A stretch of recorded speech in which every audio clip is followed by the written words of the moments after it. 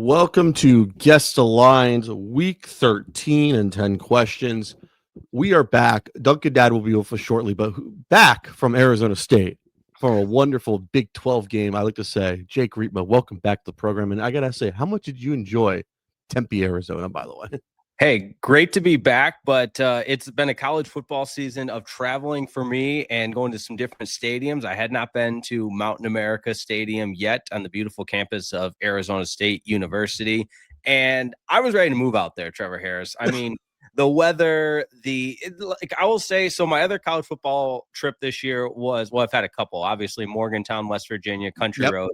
Beautiful in the fall, great tailgate and everything, but also Lavelle Edwards Stadium at BYU, beautiful scenery in the mountains. So I feel like I'm 3 for 3 with the college football road trips I've made so far this season. And I don't know which one can top the other, but man, being out there, Tempe, Arizona, and Arizona State's campus, it's a really vibrant feel in downtown Tempe. Then you got Old Town Scottsdale, not too far. Phoenix is kind of spread out, not to do the geography lesson, but you got downtown Phoenix, you got Old Town Scottsdale, Tempe, lots of different places. And then I crossed another NFL stadium off my list last weekend as well, attending the Niners and Cardinals game at State Farm Stadium there. And I had not been to that venue yet. So very successful weekend, but great to be back and great to be back on Guess the Lines. Appreciate you having me.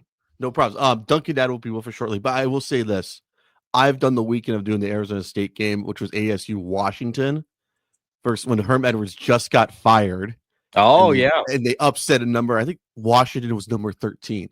Yes. And it was a Pac-12 game of the week, and I was like, we went to me and my buddy Eric, who was former coach. We were at that game, and they stormed the field. I was like, why not just jump on the field anyway? Yes.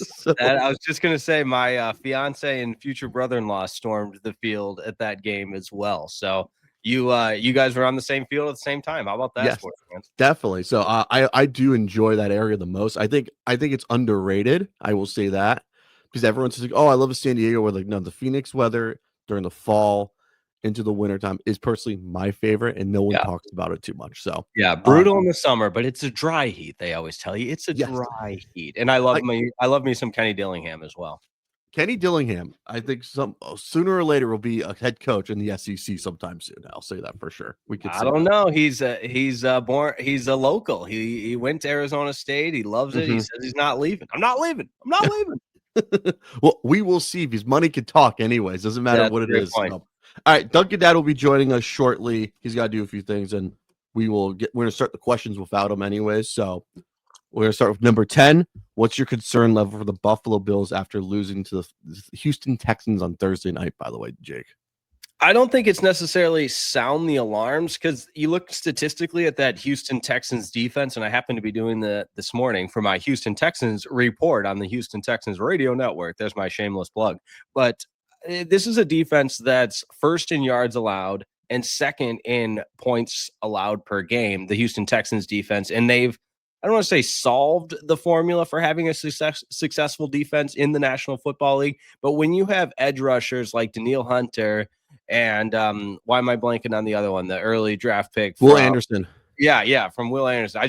I still see flashes of both of them on Thursday Night Football, but that's a way to have an amazing defense in the National Football League. And the number of times they sack Josh Allen, if they can do that to arguably one of the most athletic quarterbacks in the NFL, they can really impose their will on anybody. So I think Thursday night, I'm looking at it more of exposing Buffalo through the defense that the Texans played.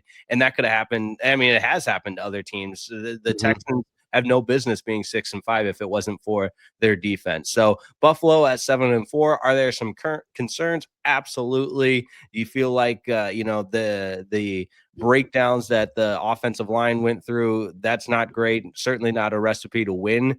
And given New England's success, they're starting to let that division get away. So there are some concerns, but I don't think it's a DEFCON sound the alarms panic mode quite yet. I'm almost there with the Buffalo Bills for throwing their alarm on, because the Buffalo Bills have been on the biggest roller coaster of a season of all time. You have the biggest win you beat Tampa last week at home, blowing them out. Then you lose the following week to Houston on a short week. It's like the week before they lost to, at Miami after a huge win for Kansas City. It's been like complete roller coaster. You see at Six Flags over Texas or something anyways. So not to be another shameless plug. I just think it's concerned. I think the Bills' offensive line has not been great this year. I'll say that for sure. I think that Deion Dawkins getting a big concussion in that game does not look good as well.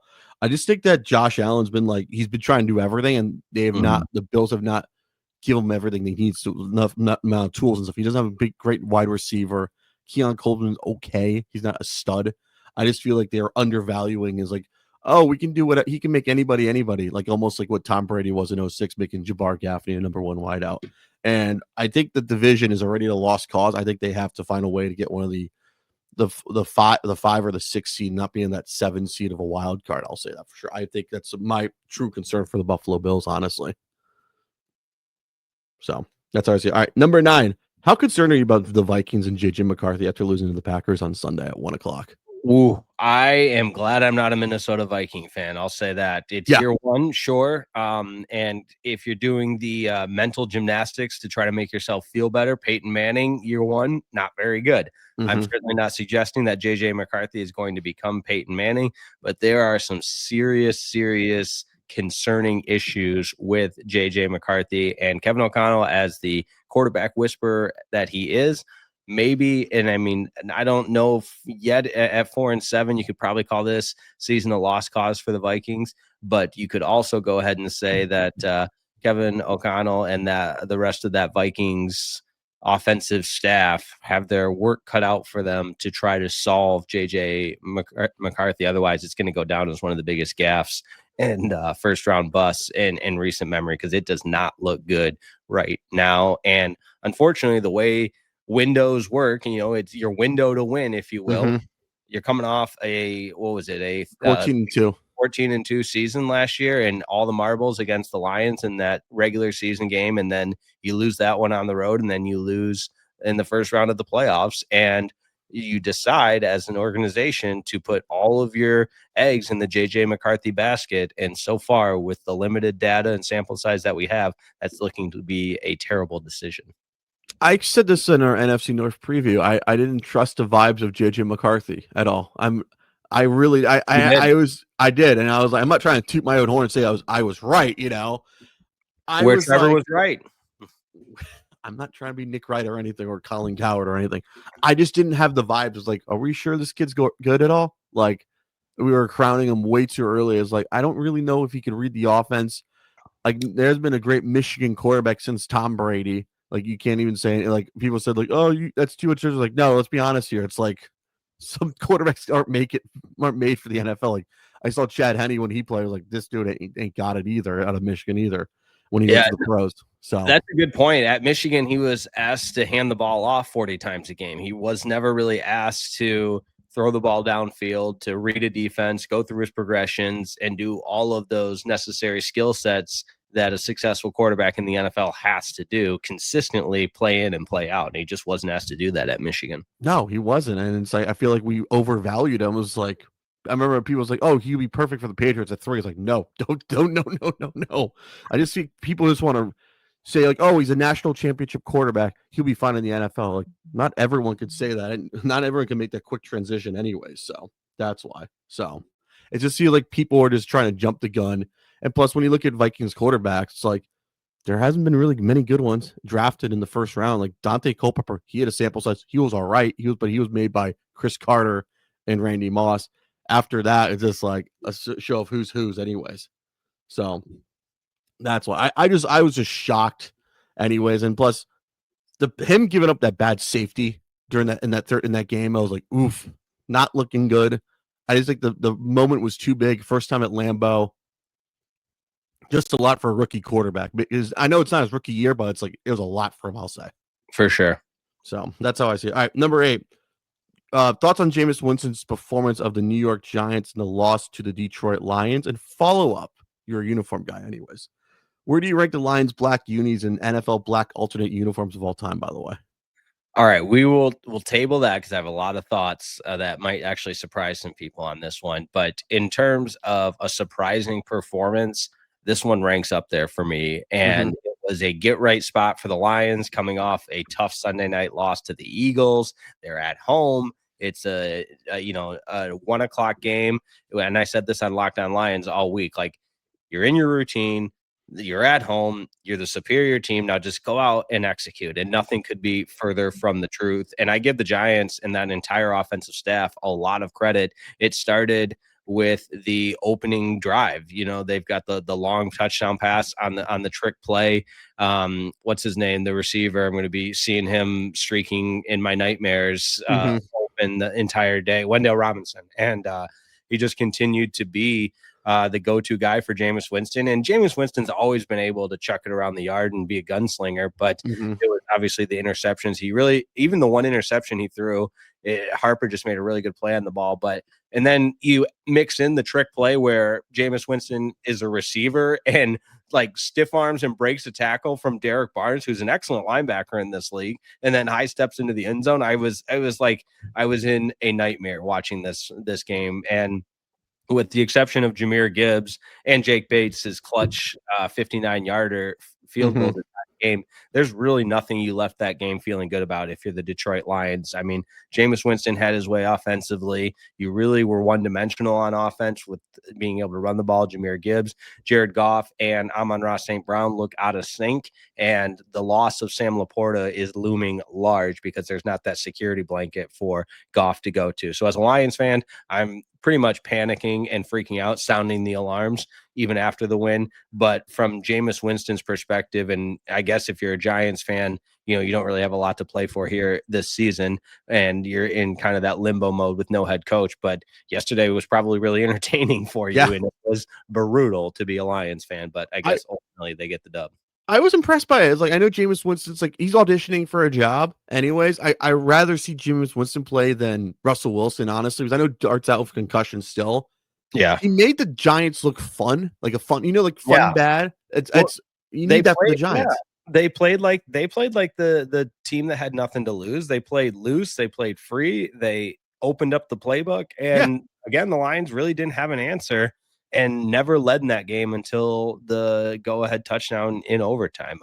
As for the uniforms, I really like Kafka's what he's doing also too. I just think he's doing. I think he's auditioning for this head coaching job. Honestly, like, I know he's got the interim tag. I know intern coaches could do whatever they want. Am I right, Jake? Like, you can see anything can happen.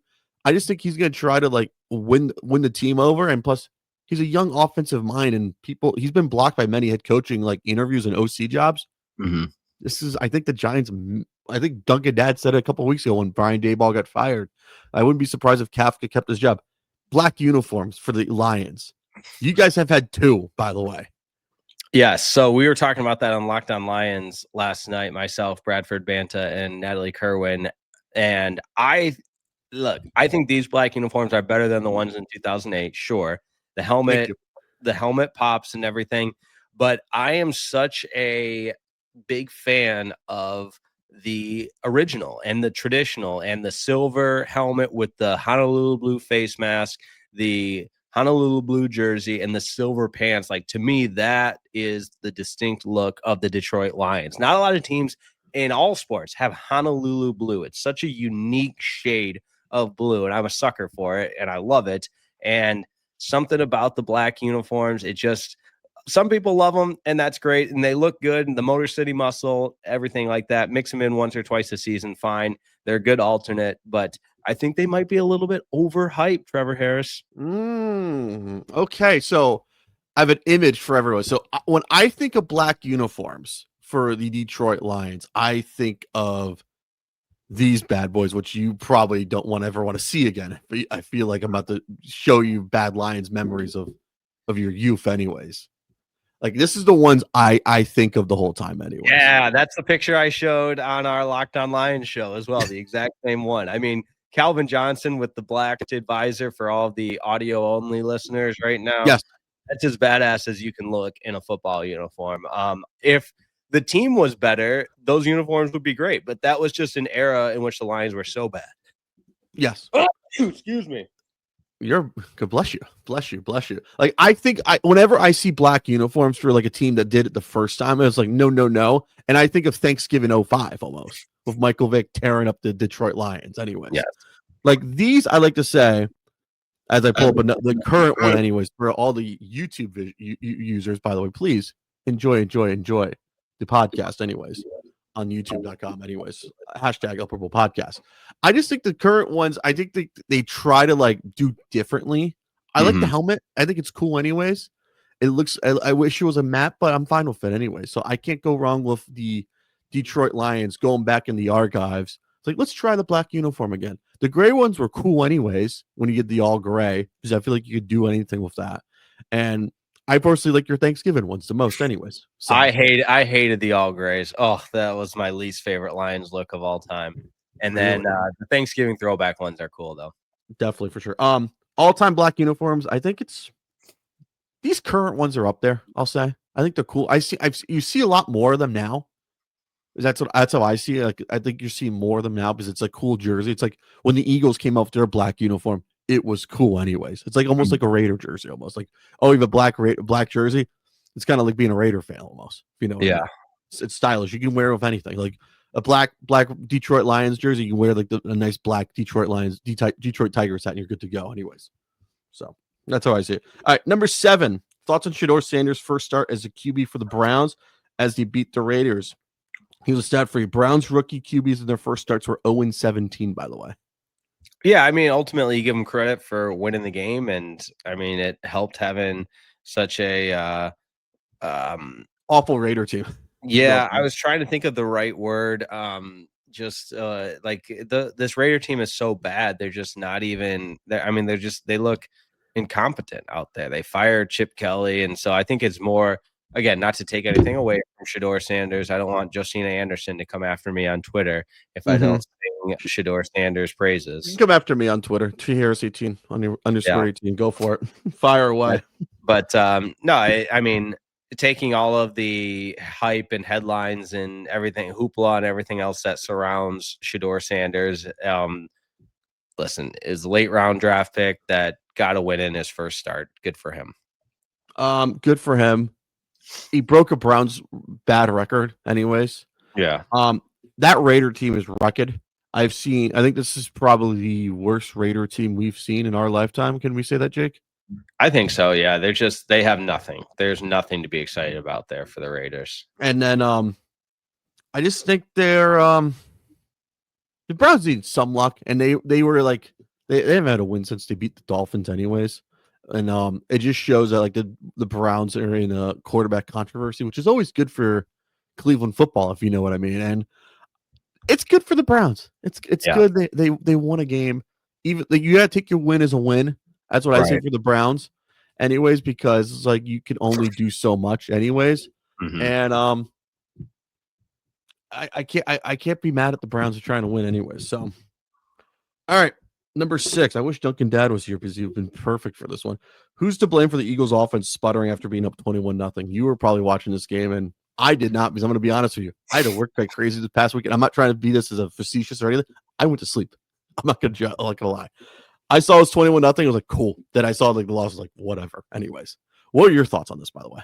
This was one of the more compelling and entertaining NFL regular season games. A 21-point comeback erased by the Dallas Cowboys. I give Dak Prescott a ton of credit.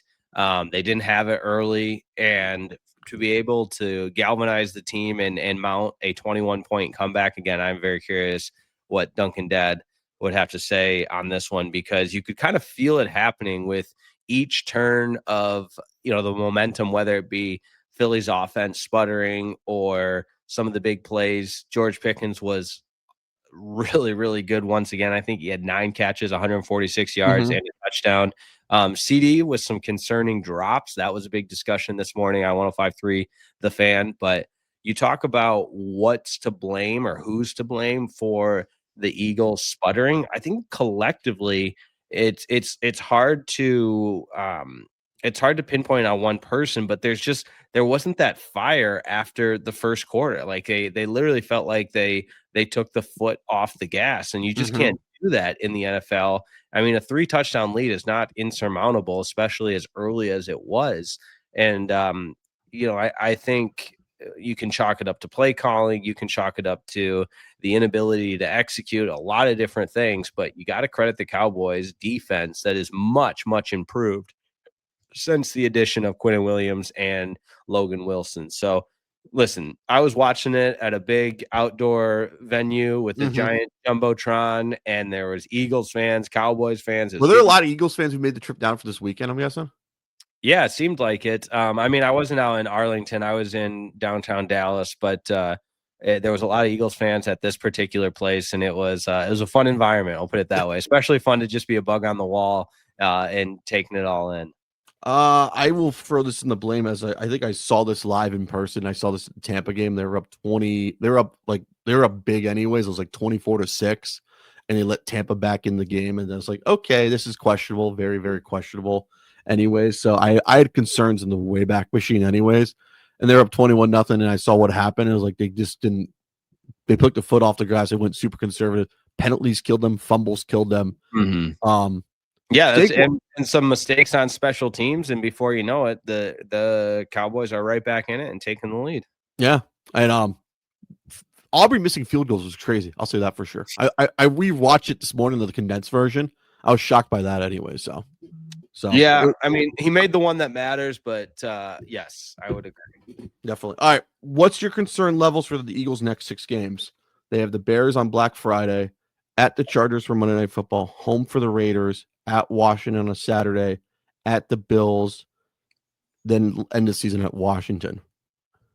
Yeah, I think playing Washington twice helps. If we're going back to our preseason predictions where we were right, I kind of envisioned and predicted a fall off from Washington. Now, I hate to chalk it up and attribute it to Jaden Daniels being injured, but is what it is. So I don't know if you necessarily chalk 2 wins up in that scenario, but certainly have the advantage. Same with the Raiders. So I don't think for the Eagles, I don't think the Cowboys can, even though the win yesterday makes the division a little bit more compelling in the conversation, more interesting there. But I think the Eagles will be fine. The Eagles will be the Eagles. There'll be a ton of drama. They'll win a lot of games, and they'll end up being one of the favorites to make a run in the playoffs.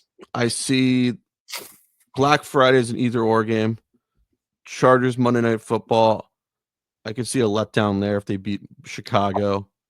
Raiders, I think that's a win. I think they're going to split Washington and Bills. I think the Bills are going to be playing for their playoff spot, so I can see them losing in Buffalo. So I have 1, 2, I think 3 and I think 4 and 2, maybe 3 and 3. Depends on either or games, you know. Okay. I think the Chicago one's is a big one for me because even though Caleb Williams looks like an NFL quarterback with Ben Johnson, I want to see what Vic Fangio does. Anyways, I want to see how the offense responds after a bad loss that was in Dallas. Anyways, yeah. So I that's how I see it. And I think the Raider game could either be another either-or game. Pete Carroll has never lost to the Eagles, by the way, as NFL head coach. That's crazy. That's why I have PTSD as well. Anyways, like anything could happen. Anyways, I think the Charger game that's a huge test. Anyways, another national TV game. Anyways, yeah, and anything could happen in that one. All right. Power rankings 1 through 5 or 5 through 1 for the after week 12. I'm going to give you mine. I think number 1, I think 1 through 5 is way easier. I think it's the Rams. Okay. Them blowing out Tampa Bay. Huge win. I think 2 is the Patriots. They keep on winning, and I have no problems with that, and they find ways to win, even though they beat up on a bad Cincinnati team. 3, I put as Seattle, because I think they're just rolling and they can find a way to win no matter what. 4 I have is the Lions, and 5 is the Chargers. Okay. I think that's a really good power rankings. Mine is not totally different. I do not have, this pains me though. I'll give you mine. How about we just do that? I got the Rams at number 1 as well, and that hurts. That really does hurt. And I also think at some point you have to. I feel like I'm getting into my fan university stance right now when we try to debate the playoff picture. Oh, don't get me started. I've heard every scenario for the ACC title game. This brain almost short-circuited me on Sunday. Yes. Yeah. Speaking of that, how about the SMU Mustangs? We're still alive, baby. Somehow going to lose with losses to Baylor, Wake Forest, TCU, and still find a way into the ACC championship game if they beat Cal, who just fired their coach. So my goodness. All right. Anyways, my power rankings. I think the results on the field have to matter, and that's why I'm kicking Detroit out of my really power rankings, because yes, they're 7-4, and I think they're a good team, but I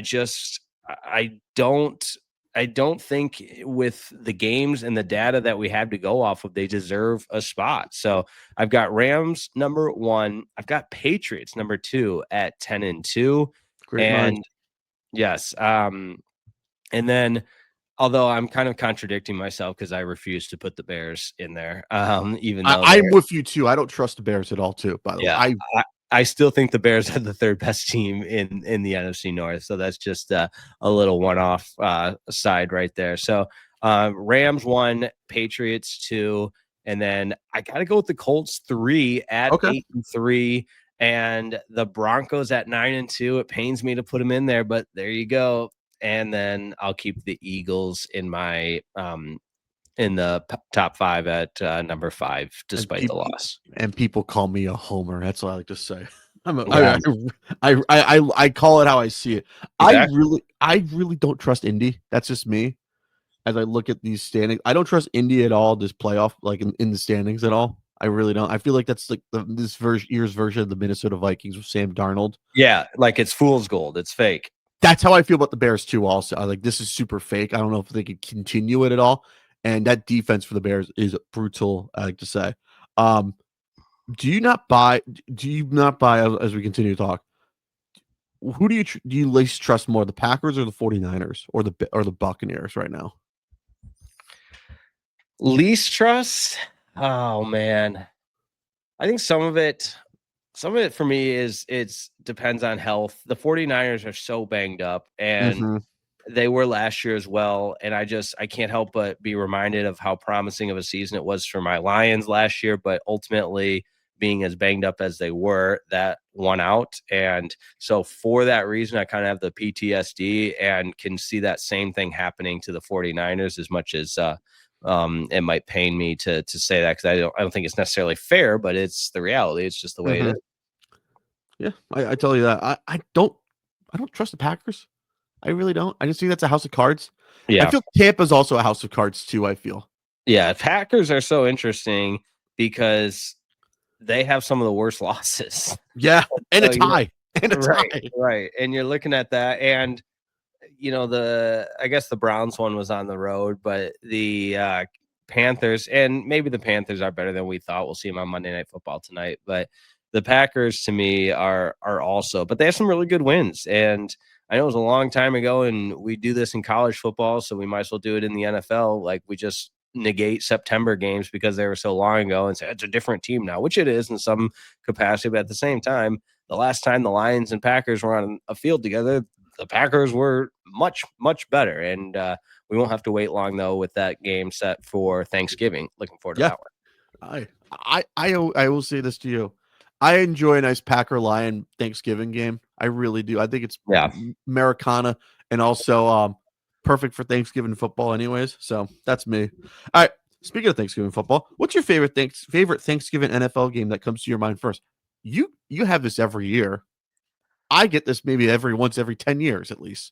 Yeah, and that was always our family tradition, was going to the Lions Thanksgiving game. So I've over the course of my life, have probably been to somewhere. What was your first one, anyways? The first one I can remember was at the Pontiac Silverdome, and I believe it would have been 99. Someone can Google the exact year, but it was famous for the coin toss controversy with Jerome Bettis. And he said he called tails and it was heads or whatever. I don't remember, heads or tails, whatever it was. But the Lions got the ball and Jason Hanson kicked a field goal and the Lions won it. And you were at that game in 1998? Yeah, I can remember that. Wow. It was 98. Okay, that makes sense. Yeah, so I would have been, 5 or 6 years old, and one of my Wow. very early formative sports memories was being at the Pontiac Silverdome for that game, and I can just remember the ball going through the uprights and how happy we all were. But there's been a lot of bad Thanksgiving memories too. Joey Harrington for the Miami Dolphins dicing up Oh, the Lions. You mentioned the Michael Vick one. That was bad. I think Peyton Manning and that Colts team I think he threw for 5 first half touchdowns one year. Brandon Stokely was one of the wide receivers on that Colts team. There was the infamous one with the Houston Texans where Jim Schwartz threw the challenge flag on a scoring play that was an unsportsmanlike conduct because scoring plays are reviewed. There was one of the Lions beatdowns was over the Eagles on Thanksgiving with Chip Kelly as the head yes. coach. Remember that one pretty well. I'll tell you a story about that game, by the way. I was on the West Coast for that game. That was my first time waking up to 9:30 in the morning football, by the way. And I went down to the bar. Shout out to this hotel in Dana Point, California. There you Wonderful, wonderful beach bar and everything. I will give you the hotel one day if you ever go out there. I went down to the hotel bar, threw on an Eagles t-shirt and shorts, and I saw it was going to beat down, and I see Calvin Johnson burning crisp toast. Eric Rowe, the corner, had to cover Calvin Johnson that whole game. He got burnt to crisp. Worse than Byron Maxwell versus Julio Jones that in week 1 versus the Atlanta Falcons. And I looked at this like I forgot what the score was first quarter because I remember it was Mark Sanchez starting because Sam Bradford still had a concussion. And I was like, I'm going to go up to my hotel room and I'm going to go back to bed anyway. So I remember that game anyway. So that's the one Eagles-Lions game. I remember that one. Yours is way cooler. You get to go. You get to go. I think I've been to Lions Vikings in 2017. That was my first Thanksgiving game I did because I always wanted to go to one of those. You know, like it didn't matter who the team was. Mm-hmm. Lions Vikings, like fine, I'll root for the Lions. I have no problem. That was kind of cool. I think the other one that comes to mind is Michael Vick one, especially that one when he diced up the Lions. The Dre Bly 3 interception game against the Packers. That was awesome. Were you at that game too? Yes, I was at that one.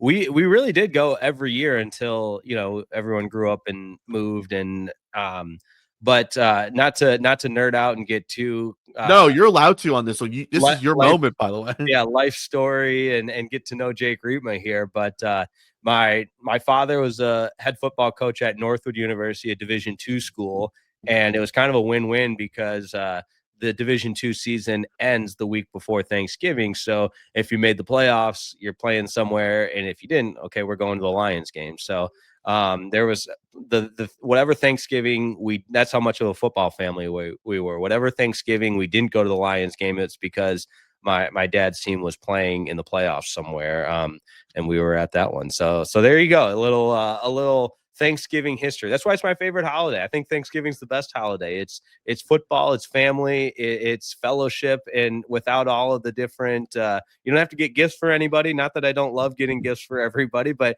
it's just simplified. It's everything you need in the holiday, simplified. I love that too. I like football. I like football on it. It's perfect, and like also how they had added the night games, and then you were forced to watch college basketball, which I love college basketball anyways. Yeah. It kind of ruins the college basketball night anyway. So I think it's probably my favorite. Like that Lions game, I remember the most was at a bar in Dana Point. I remember the Bears when the Lions beat the Bears in 2014. It was you guys ended a losing streak you guys had against the against like on Thanksgiving. I believe that one was one. Yeah.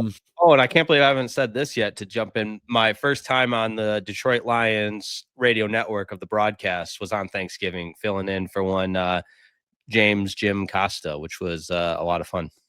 That's awesome still anyways. All right. Number 2. What edition do you like more, the Thanksgiving night game or the Black Friday game? That's a tough question. I hate the Black Friday game, by the way. I really do.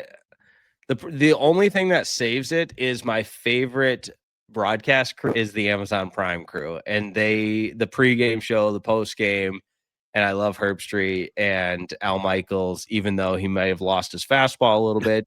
But I think he just gets stuck with the worst games. But point being, I love that broadcast crew, so I think that saves it for me. And the Thanksgiving night game, in my experience, after going to and every Thanksgiving after going to a game, working a game with the Lions, whatever it is, I'm kind of tapped out by the evening anyways. So I actually like the Black Friday game. The timing of it's not great, but I understand why they do it. I like the night game the most anyways. It's a perfect way to get away from the family. I've been known to do this, go to the bar occasionally, and a few bars will be open, and I would go there and watch a little bit of the Thanksgiving night game. I think the most famous one I remember watching was Jay Cutler. I think it was like the first or second year they started the night game on NBC. Jay Cutler went into Lambeau Field and beat the Packers on Brett Favre retirement night, by the way. His jersey getting retired. That's probably the best game that I can remember. The Black Friday game, I've had to work like the past couple Fridays, so I've never been able to sit down and be able to watch the Black Friday game. So it's like the Dolphins Jets couldn't work it because I was working the Heat game. Last year, I had to work the Heat. I think it was a Heat Raptors game on a Friday night. And this year, it's like I have to work. So I hate the Friday game. So give me the night game all the time, anyways. All right. Number one, another uniform question. Should the NFL make the teams wear throwback uniforms when playing on Thanksgiving Day? They did this back in the day. I don't know who's the idiot or J.O. got rid of this. The Cowboys still wear throwbacks. Should all the teams on Thanksgiving night wear throwback unis? I think unequivocally, yes. You have to. I mean, it's these teams will bust out throwbacks other times, and it just feels a little bit random. Whereas Thanksgiving can be a unified day that everybody comes together to enjoy the traditions of football, and why not pay homage to the traditions of your teams with the throwback uniform? So I think it makes sense in every capacity. I think it's perfect. I think it's a missed opportunity by the NFL. I feel like if you have all the teams should have a throwback uniform in their closet. It's ready to go, no matter if it's a throwback or alternate. I think a throwback's perfect for Thanksgiving. Like the Lions would wear your favorite ones with no silver helmets, duct tape numbers. Yeah, those were perfect. Anyways, that was good. The Cowboy one was good, and the other game was like find a throwback for real. Anyways, right. I just envisioned Barry Sanders in the silver helmet and the duct tape numbers. It's great. Like this year, the Ravens and Bengals on the night game. I was like, Ravens, find a throwback. I know that you guys hate your old throwback unis. Just wear one of those, and Bengals just find one at least. Like get the Bengal jersey from the 90s at least. Come on, those are cool at least. So, all right, those are the 10 questions. Glad to have you back, Jake. And we got to do who's back of the week right now. Anyways, who is your who's back of the week, by the way? We absolutely have to do who's back of the week. How about long? No, I've done that before. I've done the long field goals being back, but I wanted to give my guy Jake Bates a shout out. Who's back of the week? Who's yours? I got my who's back of the week. I have is holiday parties are back. Yeah, they are. Potluck parties are back. Events are back because some people don't have to work on Sundays. Yeah. So holiday events are also are back. Hanging out with the family and hanging out with the family dog. There you go. That's back this week. I'm a big dog guy. I can't wait to see my my cousin's dog this weekend anyway, since I have Sunday off anyway. So I'm excited for that. Seeing family and this is also who's back. Trevor's gonna cook some steak this weekend for Thanksgiving, anyways. All right, let's go. Shout out to Wild Fork Foods. I'm gonna go there after the show today, actually. Nice. Wild Forks. I love it. That's good. That I would agree with every single one of those about who's back. So count me in. Ditto on that. Yes, I decided. I was looking at Wild Fork Food last night. I was like, I want to do something for Thanksgiving by myself. You want to go to the bar and eat something, but I want to do something cool anyway. So I'm going to fire up the grill at the pool at my apartment complex, use one of those grills and make some steak or something. So I'm going to go into Wild Fork Food after the show today. I'm going to browse and maybe ask someone if they can help me out with what to grab, anyways. Get wild with it. I love it. Wild Forks. There you go. I'm not doing it because it's a shameless plug of your station, Jake. I just like to say that I have Wild Fork commercials ringing in my ears at all times. Is Sean Sharif doing those commercial spots? Is the better question. Yes, he is. There we go. All right. Guess the lines, week 13. The one thing I hate, I know it's Thanksgiving and we have 3 games and we have a Black Friday game. It really ruins the Sunday slate. Jake, if you've gone through it, I had a hard time trying to find good games to watch on the Sunday early window. Have you ever have that feeling too when you're watching a game? Like the Lions play Thursday and like that Sunday, it's like, what do I even watch? Right. What do I do with my free time? Yeah, exactly. I'm totally with you there. So, all right. Thanksgiving Day, 1:00. Jake will not be at this game unless he has a private jet. No. One day. Packers, Lions. Who you got? I think this is going to be. I think the books will rule this as a pick'em game. I think Josh Jacobs will be back. They kind of set him out this past weekend. From who I talked to, he was close to playing, but he did not give it a go. Lions, I don't think have any major injuries following Sunday's game, but the Sam Laporta one came out of nowhere. Yeah, I was shocked by that actually. Yeah, it was like, I believe it was like a Tuesday or Wednesday, and we were all just like, wait, he got hurt in that game. But anyways, so I think unfortunately, based on last week, if we're doing the immediate reaction, the Packers look like the better team. And even though it's a road game for them, they had the Lions number earlier this season. So I'll go Packers -2.5. I have a weird feeling it's Packers by 3 as well. I was shocked that they sat Josh Jacobs this week as well. And I know like they had a fun game versus the New York Giants the week before. I think this is a gotta have it game for the Lions because they lost the first one up in Green Bay. Are there a lot of Packer fans that make the trip to this game, by the way, as always on Thanksgiving? In years past, yeah, the Packers, I mean, they travel great, and it's one of the closer road trips. Okay. I think this is a gotta have it game for the Lions. They did not show up well in the first week 1 anyway. So, all right. Line is 2.5 Lions, by the way. Oh, over under at 48.5, by the way. Interesting. Well, I'm not too confident in the Lions offense. They're very one-dimensional right now. Am I crazy to take the under in this game, you think? No. Okay. Over this bad boy. Let's take it. I used to do the when we would do this back at home when we had gambling on my DraftKings account. I would bet all the games for the college, the NFL slate, and we would do the over or the under as well. Try to parlay the two at least. I love that. Oh yeah, it was. My mom said she hated it because it's like I have a casino at my house now. I don't like this, anyways. All right, Chiefs Cowboys. My first question for you is this the best Thursday Cowboy Thanksgiving game you've seen they've had in the past 20 years? Would you say? Oh gosh, I don't know about all that, but it's certainly going to be a fun one. I think the Cowboys on Thanksgiving, and I might be just a little bit biased because always growing up with the Lions on Thanksgiving, there's just something about it. And I don't know the historical data and statistically speaking, but you get a little nod at home. Thanksgiving, it's a really special time. There's always a big halftime show and everything else. So I'll go Chiefs -1.5. I'll take Chiefs 3.5 here. Pat Mahomes' first game in Dallas. It's going to be really intriguing. Here's the thing. I wish I don't know if you're going to cover the game or not. See how many people are wearing Mahomes jerseys and Cowboy like Dallas Cowboy or Texas Ranger hats. See how many is like who are you rooting for, Mahomes or the Cowboys? That's why. I think that's good. I think this is probably the hottest ticket in the DFW area since it's Pat Mahomes. And he's always hanging out at Dallas Maverick games and anywhere else with all the Dallas sports teams. I think this will be a fun game. Survey says Chiefs 3.5. 3.5 is your line. 51.5 is your over under. By the way, Dallas can score some points, man. And when the Chiefs are at their best, so can they.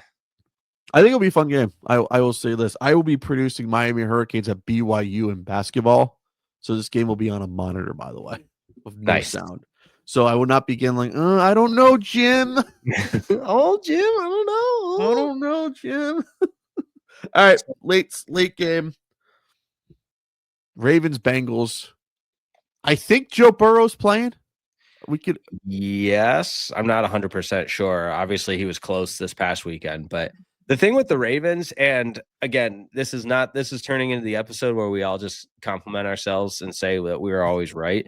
But that Monday night game, I go back to the Lions Ravens early in the season. I was like, the Ravens are just too good of a team to be down. They're down at that particular time, but it's a marathon, not a sprint. And I don't know if I said it on one of the either this show or another show, whatever. I know I thought it. I give myself credit for thinking it, but I knew that they had the longevity to outlast the other teams in the AFC North.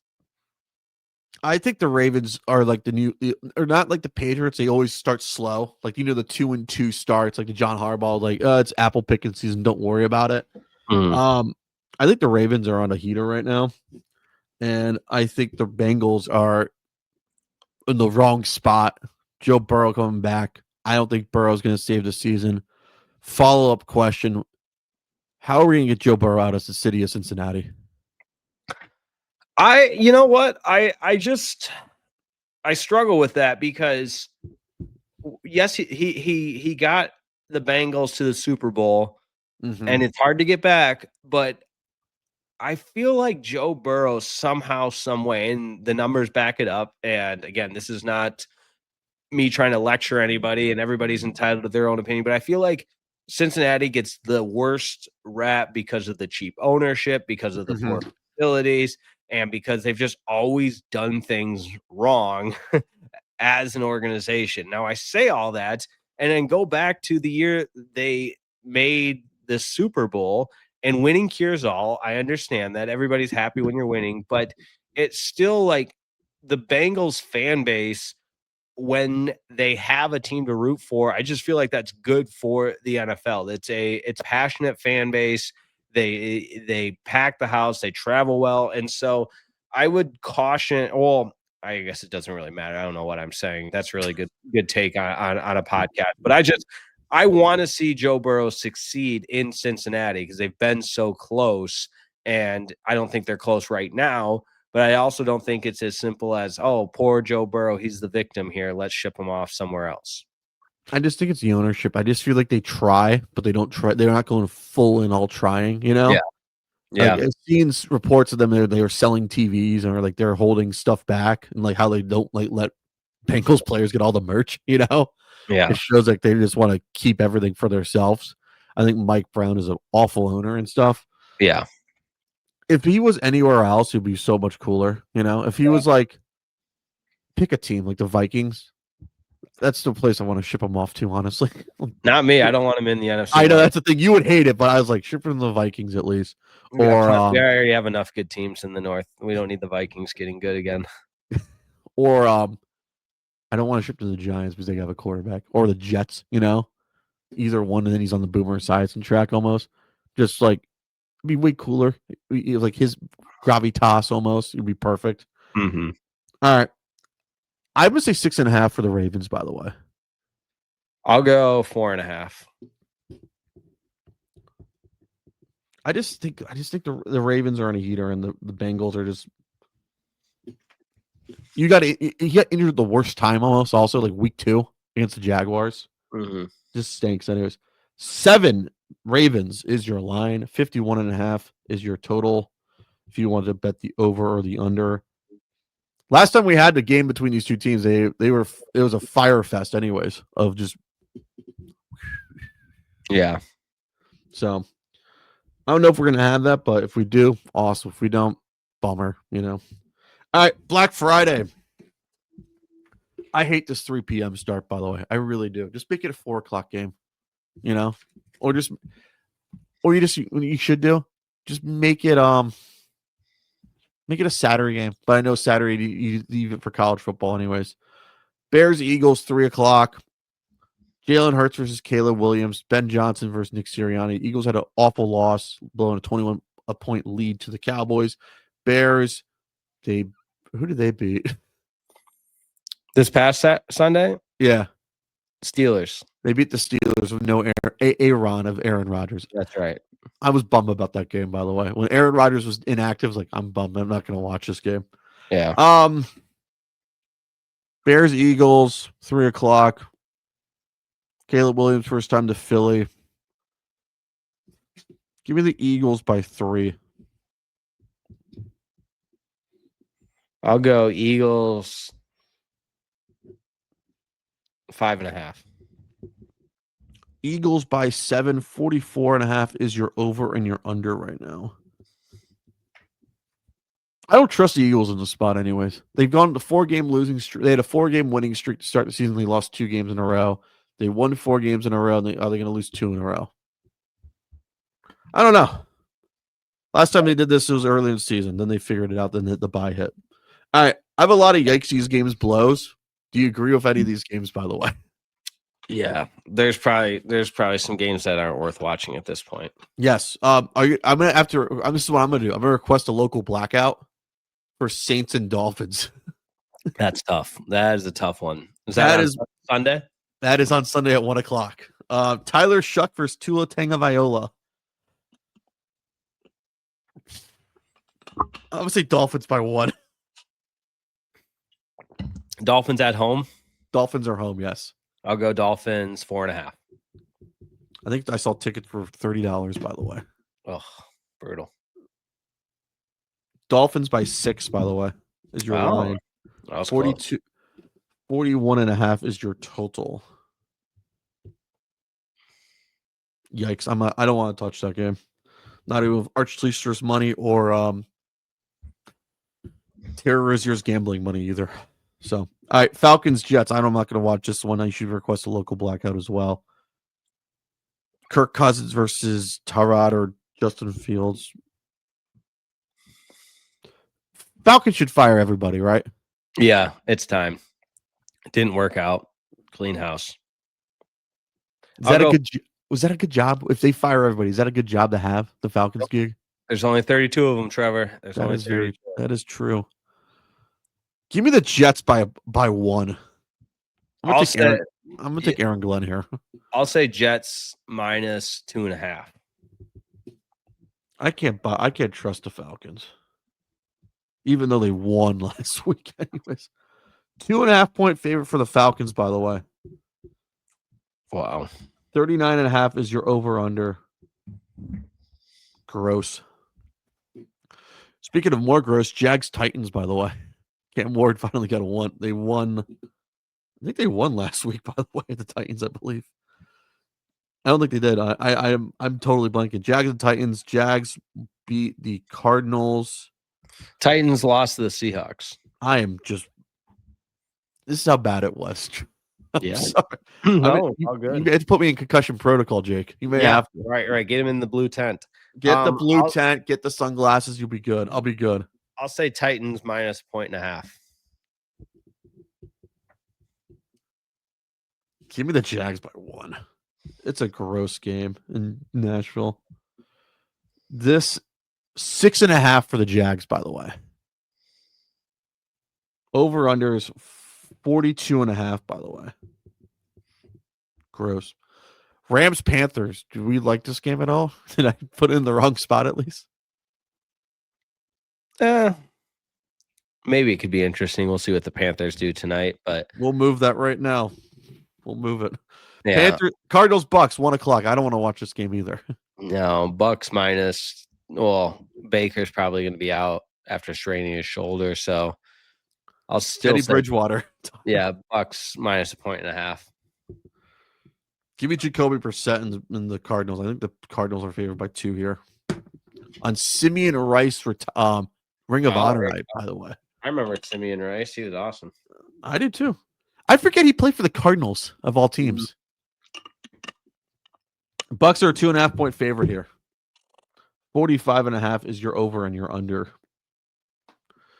And maybe if the 2002 Bucks come out and have a showing this weekend. Yeah, there you go. There you go. All right. Mug games. I want to put Rams Panthers in this game. I think it's somewhat interesting. 1:00 in Carolina. I think Rams are a 7-point favorite here.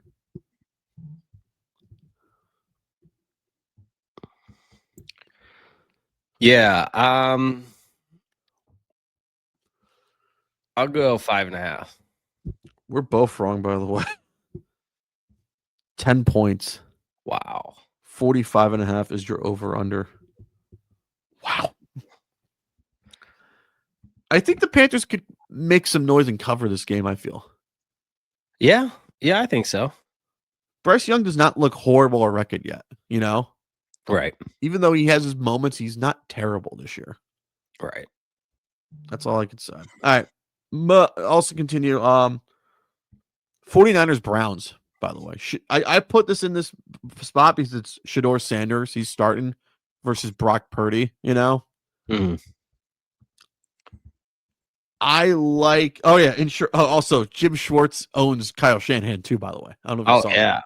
Can't forget about that. That is another one. So I think the 49ers are favored here by 3, but I like the Browns outright this week. Okay. What's your line? You think? I'll go. I think I like that as well, but I don't want to say the exact same one, so I'll just bump it up to 4.5. I like your closest, by the way. 6.5 for the Niners, by the way. Okay. 39.5 is your over under. I'm going to say the Browns are going to be, upset the Niners this weekend. Whoa. 49ers do not do well in Cleveland. I'm going to be honest with you. I've seen them. Yeah. I went through the record, was like, take the Browns here. It doesn't matter if it's Johnny Manziel, Josh McCown, Austin Davis, Ken Dorsey, whoever. Give me the Browns. 49ers, Vikings, Seahawks is another game, 4:05. I really want to watch this game because I don't know how bad JJ McCarthy is, if he's going to rebound or not. I want to check this game out at least. So. Yeah, I think the Seahawks should be favored by 5.5. Also, Sam Darnold revenge game too, by the way. Yeah, there you go. I think that's the other thing I have. I'm gonna say 6 here for the Seahawks. I like it. 9.5, by the way, for the Seahawks. Wow. That's gonna be interesting. That'll be interesting. All right. Sunday ticket watchable. I put Texans Colts. I think that's the most reasonable game to watch. It's also down for the division. Can we say that? Yeah, I think so. I think that's fair. Okay. I'm gonna say Colts by 3. Yeah, since I have the Colts in my power rankings, I gotta believe in them, and I still do. So I'll go 4.5. I don't trust Davis Mills. That's my thing. Yeah, he just gives me bad vibes. Stroud should be back. Yeah, Stroud had a bad concussion.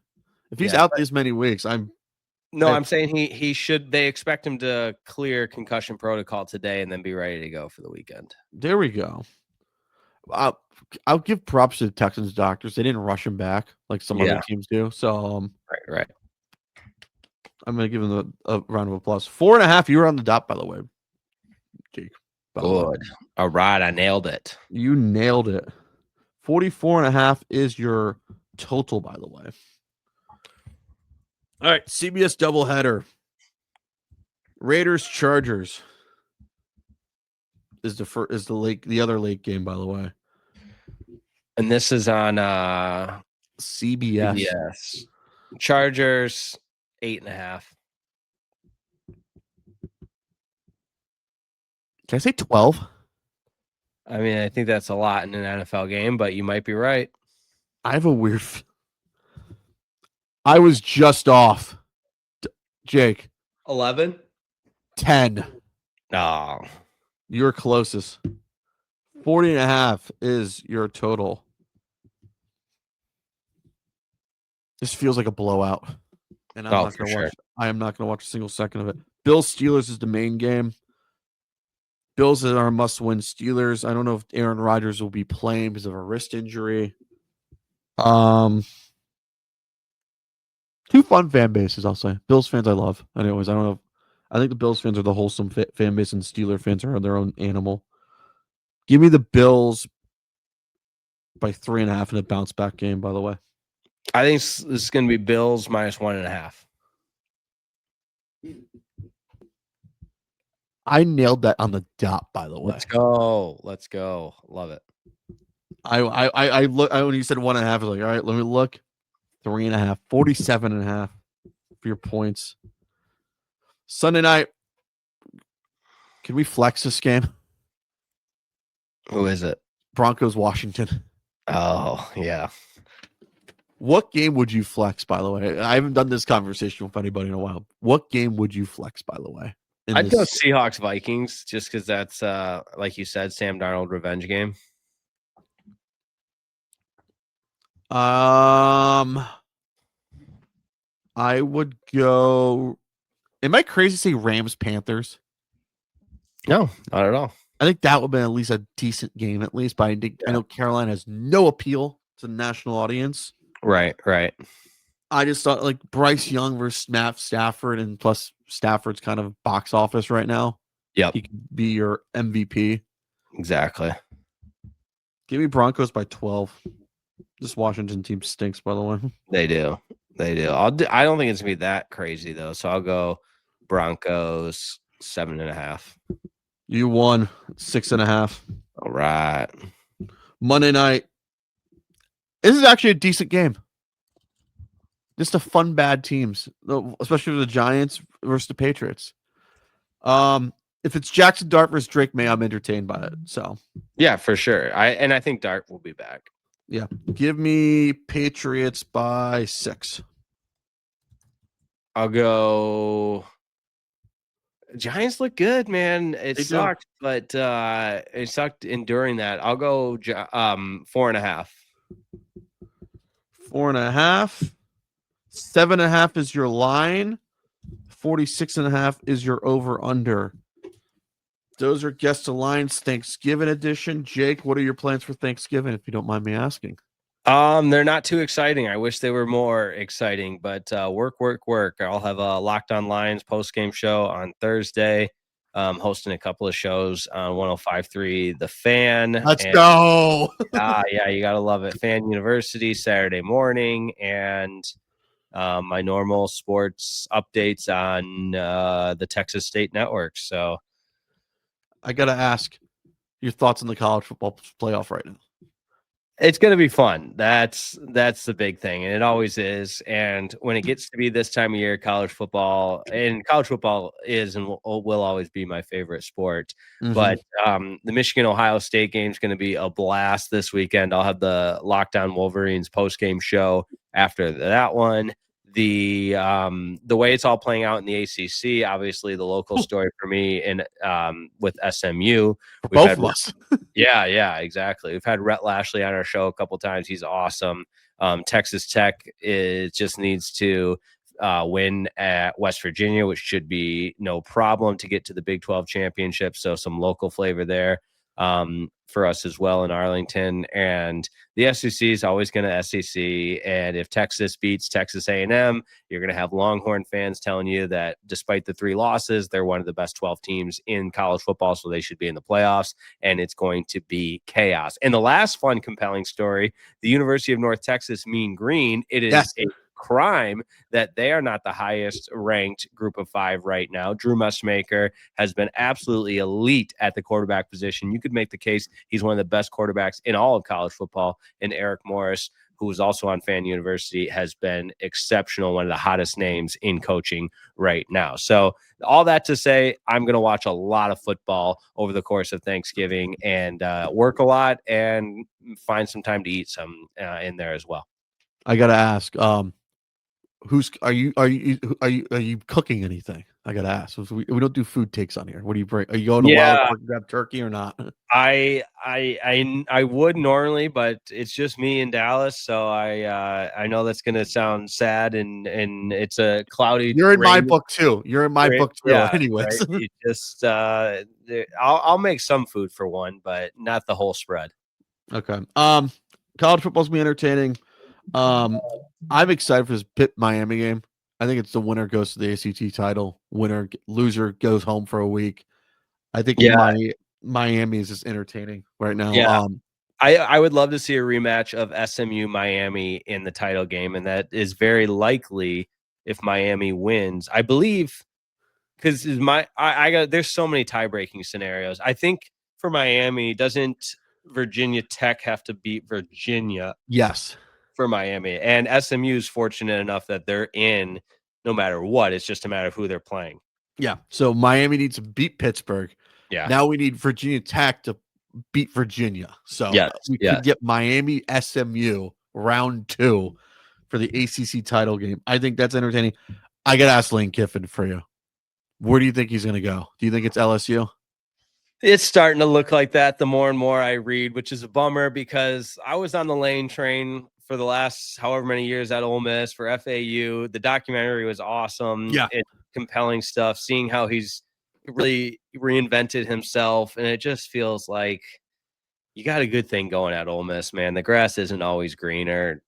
Go make history at Ole Miss. They'll build a statue for you and don't chase the bright lights of Baton Rouge. And but I think it's going to happen, and money talks and everything else. And it's just crazy that we had this discussion with Lane Kiffin that his best postseason win is a Peach Bowl victory and then 2 wins in the Boca Raton Bowl. And I know we don't value postseason football and college football like we used to.